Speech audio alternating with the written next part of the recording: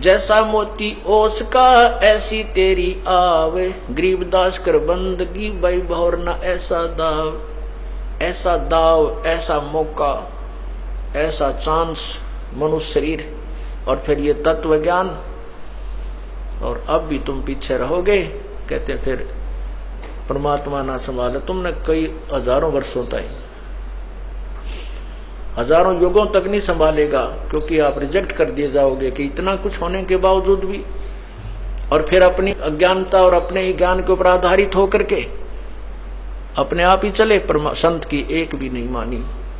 क्यों कुछ दिनों के बाद परमात्मा इतना सुख दे देता है, यूं सोचा बस मौज माजरी है और ऐसे ही होना था, नहीं, यही भूल समाप्त कर देना कि प्रभु के चरणों में आने के बाद जो आपने पुण्यदान किया है, ये हो सकता है आपका इस जीवन भी चल सके और एक दो जीवन और भी चल सकता है, इतना पुण्य हो जाता आपका।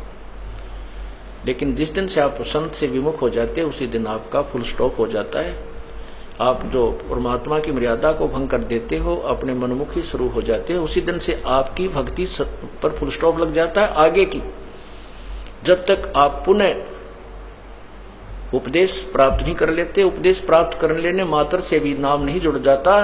परमात्मा कहते हैं इन बातों क्या पाइए कर सतगुर नजर निहाल, राजी कर सतगुर रूठे नू। ठीक है, कोई भक्त है, पहले लगा हुआ है, फिर उसने बीच में बकवाद कर दी, दोबारा भी चौथा भी नाम ले जाता है। जब तक इस दास हृदय से उसको उपदेश नहीं देता, तब तक उसका पुनर्नाम नहीं जुड़ पाएगा। ये मेरे बस की बात नहीं, ये परमात्मा की ही प्रेरणा अंदर से होती है। नाम अवश्य दे दिया जाता है, क्योंकि हमारा स्वभाव है कि हो सकता है ये बालक फिर सुधर जाए, बच्चा भगवान का। तो इसलिए कहते हैं राजी कर सतगुरु रूठे नू, यानी अपने सतगुरु, मान ले आपसे गलती हो जाती है, सतगुरु क्यों रुष्ट होते हैं?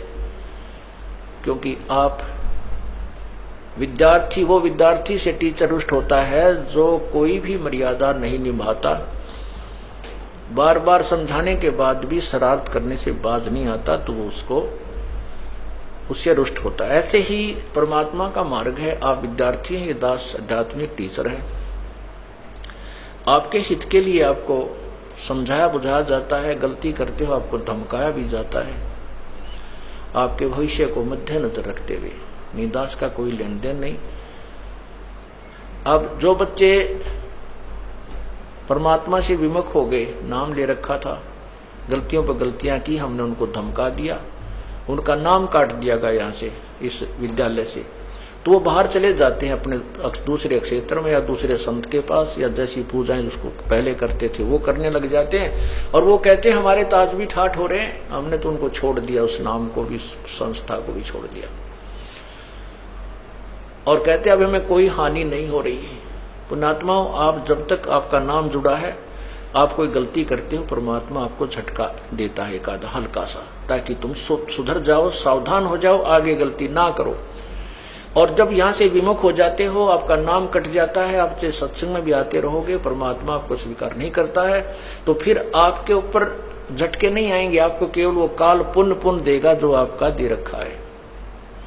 जैसे विद्यार्थी, जो बच्चा स्कूल में आता है, गलती करता है, टीचर उसको पीटता भी है, एक आधा थप्पड़ भी मार दे, खुड़कावत धमकाता भी है, और जब वो बच्चा स्कूल छोड़कर चला जाता है, फिर चाहे वो गधे पर बैठ कर बारी लेता रहे, कहीं घूमता रहो, कहीं खेलो, वो टीचर उसको कुछ नहीं कहेगा, उसके साथ से निकल जाएगा। वो कितनी शरारत कर रहा हो, वो नहीं, टीचर नहीं बोलेगा उससे, क्योंकि अब उसका विद्यार्थी नहीं रहा। इसी प्रकार जो अनजान व्यक्ति यहाँ से चले गए, उनको पूर्व जन्म की जो यहाँ रहते हुए और इस जन्म में भी जो पुण्य किए, भक्ति की, वो काल उनको अवश्य देगा, और उसके कारण वो ठाठ करते नजर आएंगे, और हो सकता है इस जीवन में कोई हानि भी ना हो, क्योंकि उनको पीटेगा नहीं अध्यापक, क्योंकि वो अब विद्यार्थी नहीं रहे और अपना जीवन बर्बाद कर रहे हैं। फिर मजदूर लगेंगे जो विद्यार्थी विद्यालय छोड़कर चले जाते हैं टीचर के धमकाने खुरकाने से, तो वो सफल नहीं हुआ करते। तो इसी प्रकार हमने उस परमात्मा की भक्ति करनी है। तो क्या कहते हैं,